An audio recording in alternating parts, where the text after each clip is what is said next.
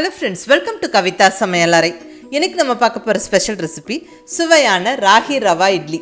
ஒரு instant breakfast recipe. டக்குன்னு ஒரு 10-15 நிமிஷத்துக்குள்ளே பிளான் பண்ணிடலாங்க. பொதுவாக இட்லி பண்ணணும்னா மாவெல்லாம் அரைச்சி புளிக்க வைக்கணும். பட் இது இன்ஸ்டன்ட் இட்லி. டக்குன்னு நம்ம பிளான் பண்ணி ஒரு 15 நிமிஷத்தில் இந்த இட்லி பண்ணிடலாம். இங்கே நல்ல சத்தான ராகி மாவை ரவையோடு கலந்து ஒரு அருமையான ஒரு சாக்லேட் கலரில் இட்லி செஞ்சு எடுக்கிறோம். ரொம்ப நல்லா இருக்குங்க. நல்ல ஒரு இன்ட்ரெஸ்டிங்கான டேஸ்ட்டோடு இருக்கும். இட்லி நல்ல சாஃப்ட் அண்ட் ஃப்ளஃபியாகவும் இருக்கும். ஒரு சின்ன டிப்ஸை நம்ம ஃபாலோ பண்ணிட்டா போதும். பாருங்கள், இட்லி எவ்வளோ நல்ல சாஃப்ட் அண்ட் ஃப்ளஃபியாக இருக்குது. இங்கே நம்ம செய்கிறது ரவா இட்லி, அதாவது ராகி மாவு சேர்த்து செய்கிற ரவா இட்லி. ரொம்ப ஒரு சிம்பிளான ரெசிபி. ஒரு சின்ன டிப்ஸை ஃபாலோ பண்ணிட்டா போதும், பர்ஃபெக்டாக இருக்கும். இந்த இட்லி கூட எல்லா விதமான சட்னி சாம்பாரும் நல்ல பொருத்தமாக இருக்கும். நான் இன்றைக்கி பரிமாறி இருக்கிறது நல்ல ஒரு தக்காளி புதினா சட்னி. ரொம்ப நல்லாயிருக்கும். இந்த ரெசிபி ரொம்ப சிம்பிளான ரெசிபி. இந்த சட்னியோட ரெசிபியும் இந்த வீடியோவில் இன்க்ளூட் பண்ணியிருக்கிறேன். ஸோ மிஸ் பண்ணாமல் இந்த ரெண்டுமே செஞ்சு பாருங்கள். ரெண்டுமே ரொம்ப நல்லாயிருக்கும். ஈவன் புதுசாக சமைக்க பழகிறவங்களும் ட்ரை பண்ணலாம்.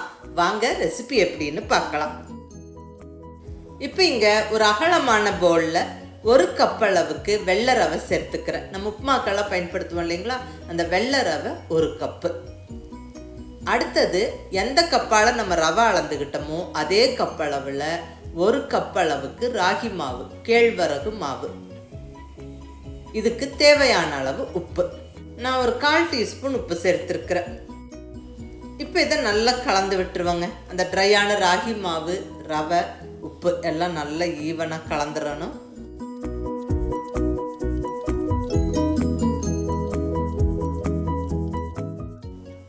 இப்போ இதில் தயிர் சேர்த்துக்கலாங்க. 1.5 கப் அளவுக்கு தயிர். ரொம்ப அதிகம் புளிக்காத தயிர், ரொம்ப புளிச்ச தயிர் வேண்டாம். அப்புறம் இட்லியோட டேஸ்ட் மாறிடும். புளிச்சிருக்கணும், பட் ரொம்ப அதிகமாகவும் புளிச்சிருக்கக்கூடாது. ஸோ தயிர் சேர்த்தாச்சு, நல்லா கலந்து விட்டுருவோம். இப்போ தேவையான அளவு தண்ணியும் சேர்த்துக்கலாம். நம்மளுக்கு இந்த ராகி இட்லிக்கு மாவு ரொம்ப லூஸாகவும் இருக்கக்கூடாது, ரொம்ப கெட்டியாகவும் இருக்கக்கூடாது. இட்லி மாவு பதத்துக்கு நம்மளுக்கு மாவு இருக்கணும். ஸோ அதுக்கு தகுந்த மாதிரி தண்ணி விட்டு கலந்துக்கலாம். ரவை கொஞ்சம் ஊற தண்ணி இழுக்கும். அதனால கொஞ்சம் தேவையான அளவு தண்ணி விட்டு கலந்துக்கலாங்க. நான் இன்னொரு 1/2 டம்ளர் தண்ணி சேர்த்துக்கிறேன். நல்லா கலந்துருவோம். நல்ல ஈவனாக இப்படி கலந்தாச்சு. இப்போ இதை நம்ம ஊற வைக்கணும். ஸோ ஒரு தட்டு போட்டு மூடி எடுத்து வச்சிடலாம். ஒரு 10 நிமிஷம் இருக்கட்டும். அதுக்குள்ளே இதில் சேர்க்க வேண்டிய தாளிப்பு மற்ற பொருட்கள் எல்லாம் ரெடி பண்ணிடலாம். இப்போ இங்கே ஸ்டவ்வில் தாளிப்பு கரண்டி வச்சாச்சுங்க. கரண்டி சூடானதுக்கப்புறம் 3 டீஸ்பூன் அளவுக்கு எண்ணெய் சேர்த்துக்கிறேன். இதில் 1 டீஸ்பூன் கடுகு, 1 டீஸ்பூன் உளுந்தம்பருப்பு சேர்த்து நல்லா பொரிய விட்டுறலாம். கூடவே 1 டீஸ்பூன் கடலைப்பருப்பு சேர்த்துருவோம். இந்த கடுகு, உளுந்தம்பருப்பு, கடலைப்பருப்பெல்லாம் நல்லா பொரிஞ்சு வரணும். இப்போ இதில் நல்ல பொடியாக நறுக்குன்னு இஞ்சி சேர்த்துடலாம். ஒரு 1/2 இன்ச்சு சைஸ் இஞ்சியை தோலெல்லாம் சீவி நல்ல பொடியாக நறுக்கி சேர்த்தாச்சு. கூடவே 2 பச்சை மிளகாய் பொடியாக நறுக்கி சேர்த்துருவோம்.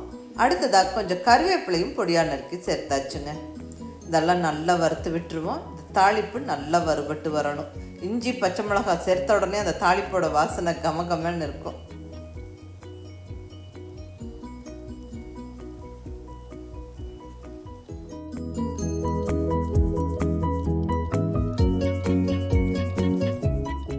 தாளிப்பு நல்லா கமகமன்னு ரெடி ஆகிடுச்சு. இங்கே நல்லா மாவு கலந்து ஊற வச்சுருந்தது ஊறி ரெடியாக இருக்குது. இப்போ இந்த தாளிப்பை இந்த ராகி மாவோடு சேர்த்துருவோம். அடுத்ததாக நல்லா துருவின கேரட் ஒரு கைப்பிடி சேர்த்துருவோம். இது நல்லாயிருக்கும் டேஸ்ட்டு, நல்லதும் கூட. காய்கறிகளும் இந்த ராகி இட்லியில் சேர்த்துக்கிறது. கூடவே நல்ல பொடியாக நறுக்குன்னு கொத்தமல்லி ஒரு கைப்பிடி. கேரட், கொத்தமல்லி எல்லாம் சேரும்போது பார்க்கறதுக்கும் ரொம்ப நல்லாயிருக்கும், சாப்பிட்றதுக்கும் நல்லாயிருக்குங்க. கேரட், கொத்தமல்லி எல்லாம் சேர்த்து அந்த தாளிப்பு சேர்த்து நல்லா கலந்து விட்டுட்டு, இப்போ ஃபைனலாக நம்ம இட்லி ஊற்றுறதுக்கு முன்னாடி இந்த இட்லி நல்லா ஃப்ளஃபி அண்ட் சாஃப்டாக வர்றதுக்கு நம்ம குக்கிங் சோடா அல்லது ஈனோ சேர்த்துக்கலாம். Eno best choice. நான் இங்கே ஈனோ தான் சேர்த்துக்கிறேன். இங்கே ஒரு 1/2 டீஸ்பூன் அளவுக்கு ஈனோ சேர்த்துக்கிறேங்க. இந்த ஈனோ வந்து டிஃப்ரெண்ட் ஃப்ளேவர்ஸில் கிடைக்கும். லைம், ஆரஞ்சு, இந்த ரெகுலர் ஃப்ளேவர்.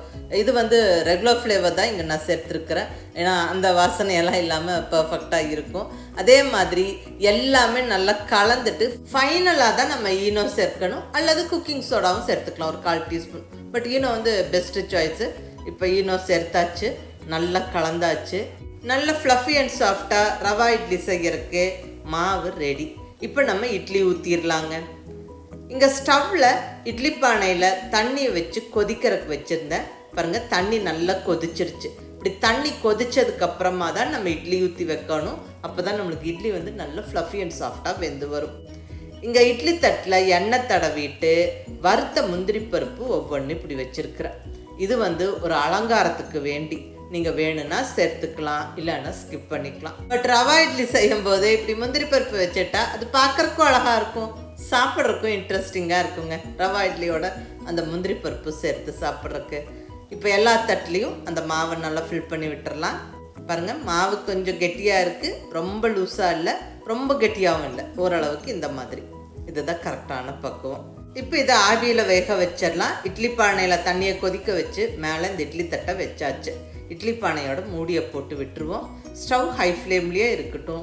ஒரு 10 to 12 நிமிஷம் நல்லா ஆவி பிடிச்சி வெந்து வரட்டும். ரவா இட்லி ரெடி ஆயிடும்.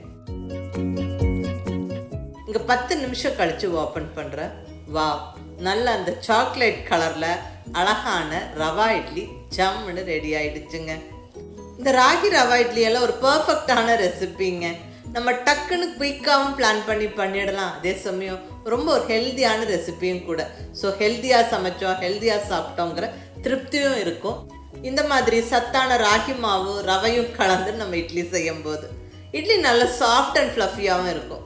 பாருங்கள், எவ்வளோ நல்ல சாஃப்ட் அண்ட் ஃப்ளஃபியாக இருக்குது. அந்த தாளிப்பு வாசனை, அந்த கேரட், கொத்தமல்லி எல்லாம் சேர்ந்து ரொம்ப நல்லாவும் இருக்குங்க சாப்பிட்றதுக்கு.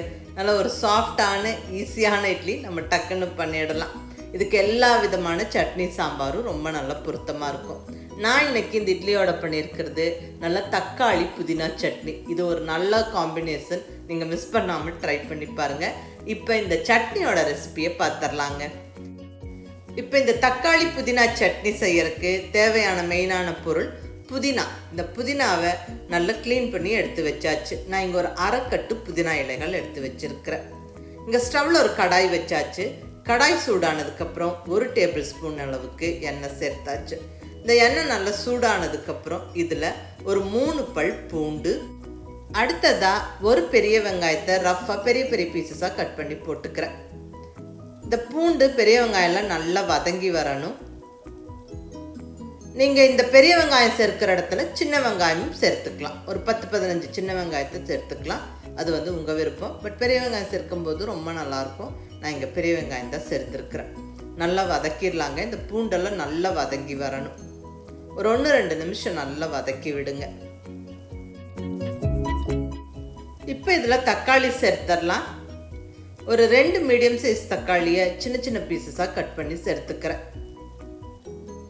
இதுவும் நல்லா வதங்கி வரணும். தக்காளி நல்லா சாஃப்ட் ஆகிற வரைக்கும் வதங்கணும். தக்காளி ஈஸியாக மசிஞ்சு வெந்து வர்றதுக்கு நம்ம உப்பு சேர்த்துடலாங்க. இங்கே கொஞ்சம் உப்பு சேர்த்துக்கிறேன். சட்னிக்கு தேவையான அளவு உப்பு நான் இப்போவே போட்டுட்டேன். ஸோ உப்பு சேர்த்துட்டு நம்ம வதக்கும் போது தக்காளி ஈஸியாக வெந்து சாஃப்ட் ஆகிடும். தக்காளி சேர்த்து ஒரு 2 நிமிஷம் நல்லா வதக்கி விட்டுட்டு இப்போ நம்ம புதினா இலைகளை சேர்த்துடலாங்க. நம்ம கழுவி ரெடியாக வச்சிருக்கிற புதினா இலைகளை சேர்த்தாச்சு. நல்லா வதக்கிடுவோம்.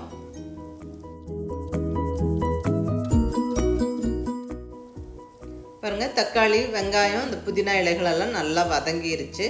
இந்த ஸ்டேஜில் நம்ம மிளகாய் பொடி சேர்த்துக்கலாம். காரத்துக்கு நான் இங்கே ஒரு 1/2 டீஸ்பூன் அளவுக்கு மிளகாய் பொடி சேர்த்துக்கிறேன். மிளகாய் பொடி சேர்த்து ஒரு ஃபியூ செகண்ட்ஸ் நல்லா வதக்கி விட்டுட்டு நம்ம ஸ்டவ்வை ஆஃப் பண்ணிடலாம்.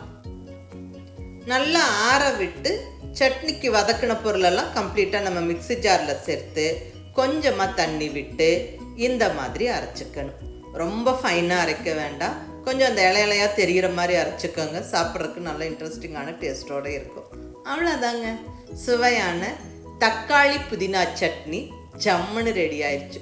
ரொம்ப ஒரு சிம்பிளான ரெசிபி. ஜஸ்ட் ஒரு 5 நிமிஷத்தில் பண்ணிடலாம். சுட சுட இட்லி தோசையோட ரொம்ப நல்லாயிருக்கும். இந்த ராகி ரவா இட்லிக்கும் இந்த சட்னி ரொம்ப நல்லா பொருத்தமாக இருக்கும். ஸோ மிஸ் பண்ணாமல் இந்த ராகி ரவா இட்லியும் இந்த புதினா சட்னியும் செஞ்சு பார்த்துட்டு எப்படி இருந்துச்சுன்னு உங்கள் ஃபீட்பேக் சொல்லுங்கள். பிடிச்சிருந்தா லைக் பண்ணி, ஷேர் பண்ணி, கமெண்ட் பண்ணுங்கள். கவிதா சமையலறை சப்ஸ்கிரைப் பண்ணி என்னுடைய மற்ற ரெசிபிஸும் வீடியோஸும் பாருங்கள். தேங்க்யூ.